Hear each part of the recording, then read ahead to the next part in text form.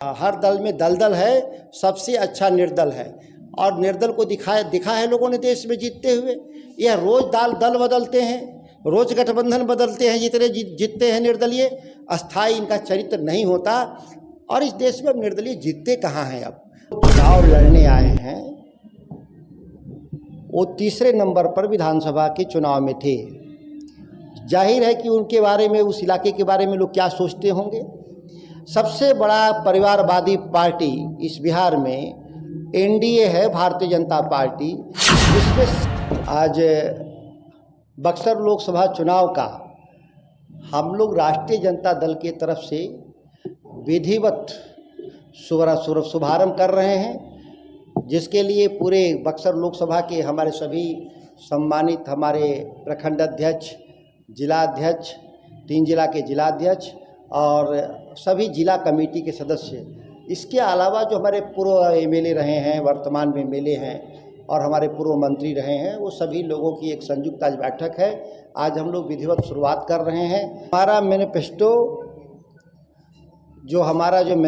है राष्ट्रीय जनता दल इंडिया गठबंधन का, जो हमने काम किया है उस काम के आधार पर हम वोट मांग रहे हैं। और अभी भी हम लोग कह रहे हैं एनडीए से, नरेंद्र मोदी जी से, कि आप 10 साल में दिल्ली में जो आपने काम किया है उसके आधार पे आप वोट मांग लीजिए। आप काल्पनिक मुद्दे के आधार पे वोट मांगने का काम कर रहे हैं, लोगों को दिग्भ्रमित करने का काम कर रहे हैं। हमारा विकास एजेंडा है और इस एजेंडे पर हम लोगों ने जो काम किया है इस बिहार में, उसके आधार पे हम लोग वोट मांग रहे हैं। बक्सर के एनडीए के प्रत्याशी लगातार कह रहे हैं कि परिवारवाद की पार्टी जो चुनाव लड़ने आए हैं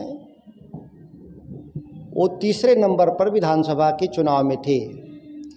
जाहिर है कि उनके बारे में, उस इलाके के बारे में लोग क्या सोचते होंगे। सबसे बड़ा परिवारवादी पार्टी इस बिहार में एनडीए है, भारतीय जनता पार्टी, जिसमें 17 सांसदों में से 6 सांसदों के पिता सांसद रहे हैं। लोजपा के 5 में से 4 के पिता सांसद रहे हैं। और एक पार्टी है जो जेडीयू, उसके 16 में से 3, कुल मिलाकर 13 लोगों के पिता सांसद बिहार में रहे हैं। तो बड़ा परिवारवादी कौन हुआ? नरेंद्र मोदी और भारतीय जनता पार्टी सबसे बड़ा परिवारवादी है, जो 40 में से 13 सीटों पे उनके लोगों को, परिजनों को लड़ा रहे हैं जिनके पूर्वज सांसद थे या बिहार सरकार में मंत्री थे। भाजपा के प्रदेश अध्यक्ष सम्राट चौधरी के पिता क्या थे? वो मंत्री थे। या संजय जायसवाल पूर्व प्रदेश अध्यक्ष के पिता मदन जायसवाल सांसद थे। या विवेक ठाकुर जो लड़ रहे हैं उनके पिता सीपी ठाकुर प्रदेश अध्यक्ष थे। कहने का मतलब ये है कि ये जो आरोप लगा रहे हैं यह मिथ्या आरोप है और इसमें कोई बिहार की जनता भली भांति परिचित है इन लोगों के बयानों से। सर आजकल बक्सर के केंद्र दिया गया है। आजकल लोहिया जी और जयप्रकाश जी याद आ रहे हैं। इवन उनका अब ये समाजवाद का चेहरा सामने आ रहा है, जबकि चुनाव मैदान में एनडीए के प्रत्याशी भी हैं और वो अभी तक भगवान की बात करते थे। चौबे जी, अश्विनी चौबे जी की जो राजनीतिक शुरुआत है वो 74 आंदोलन से है। जयप्रकाश नारायण जी का देश बदलने का जो अभियान था, संपूर्ण क्रांति, उसके आंदोलन से निकले हुए लोग हैं। दलीय आधार पे वो जरूर भारतीय जनता पार्टी और जनसंघ में चले गए और कई समयों पे वो बिहार में नफरत की राजनीति उन्होंने किया है चुनावी मजबूरी में। लेकिन कहा जाता है कि जो आदमी जब जीवन के अंतिम कालखंड में है तो जहाँ ईश्वर से उसका साक्षात्कार होता है, साक्षात्कार होना होता है, तो वहाँ सभी हमारे कर्मों का हिसाब होता है। तो स्वाभाविक है कि अब जो कर्म हैं चौबे जी के, उससे वो विदा ले रहे हैं। और मानकर चल जो चौबे जी कि हमने जो पहले काम किया वो बहुत अच्छा काम नहीं किया और इसीलिए लोगों से माफ़ी भी मांग रहे हैं। सर, एक क्वेश्चन, 1952 से लेकर 2024 किसानों की हालत बदतर हुई है। कौन है?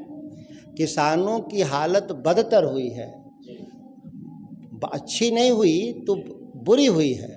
और इसके लिए जो सत्ता प्रतिष्ठान में बैठे लोग हैं वह सभी लोग उत्तरदायी हैं कि हम सामाजिक और आर्थिक न्याय के लिए हम राजनीति में आते हैं। सामाजिक न्याय तो मिले, लेकिन सामाजिक न्याय के बाद जो जरूरी है आर्थिक न्याय, उस पर काम नहीं हुआ। ये लड़ाई हम लोग लड़ रहे हैं। आपने देखा होगा कृषि मंत्री के तौर पे इस लड़ाई को हमने आगे बढ़ाया है। इस लड़ाई में हम लोग कामयाब होंगे और मेरे जैसे हजारों लोग इस लड़ाई को देश भर में लड़ रहे हैं कि किसानों की माली हालत को जब तक हम ठीक नहीं करेंगे, भारत तरक्की के रास्ते पर नहीं जाएगा। बक्सर में ददन पहलवान भी चुनाव मैदान में खड़े हैं। क्या आपके कुछ ऐसे लोग भी हैं जो उनके साथ खड़े हैं? क्या हो सकता है सर उनके विरोध? मेरी पार्टी का कोई भी सदस्य किसी अन्य दल के लोगों के साथ खड़ा नहीं है। राष्ट्रीय जनता दल और महागठबंधन, इंडिया गठबंधन, हम लोग एकजुट हैं हर तरह से। कौन चुनाव लड़ेगा निर्दलीय, कौन नहीं लड़ेगा, हम लोग इसकी चिंता में नहीं हैं। ये निर्दलों का कोई वजूद नहीं होता। एक कहा नारा भी इनका होता है कि ये हर दल में दलदल है, सबसे अच्छा निर्दल है। और निर्दल को दिखा है लोगों ने देश में जीतते हुए। यह रोज दल बदलते हैं, रोज गठबंधन बदलते हैं, जितने जीतते हैं निर्दलीय, अस्थाई इनका चरित्र नहीं होता। और इस देश में अब निर्दलीय जीतते कहाँ हैं? अब तो केवल लड़ते हैं नाम कमाने के लिए। अब कोई नाम कमाने के लिए लड़ रहा होगा तो लोकतंत्र है, लड़ना चाहिए लोगों को। निर्दलीय चुनाव लड़ रहे हैं लोग, दुकानदारी कर रहे हैं क्या?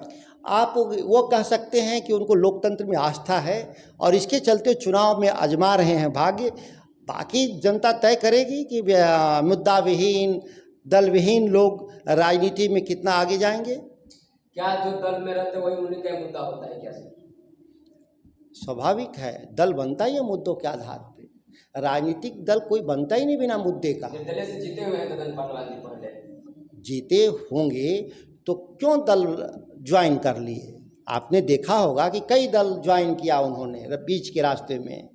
तो जाहिर है कि आपकी यात्रा का लक्ष्य तय नहीं होगा तो आप यात्रा कर नहीं सकते। लोकतंत्र बहुदलीय है भारत में, दो दलीय नहीं है, बहुदलीय है। कोई दल ज्वाइन कर ले, बिना दलों की राजनीति लोकतंत्र में संभव नहीं है। अकेला चना भाड़ नहीं फोड़ता। बहुत बहुत धन्यवाद।